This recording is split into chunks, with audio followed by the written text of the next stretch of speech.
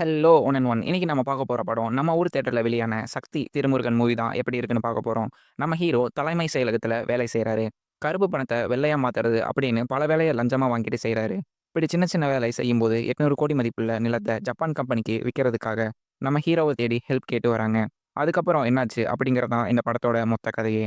இந்த படத்துல first half நல்லாவே இருந்துச்சு. பேக்கிரவுண்ட் மியூசிக் ரொம்ப நல்லாவே பண்ணியிருந்தாங்க. ஆனா செகண்ட் ஹாஃப் இன்னும் கொஞ்சம் நல்லாவே பண்ணியிருக்கலாம் அப்படிங்கிற மாரி தான் தோணுச்சு.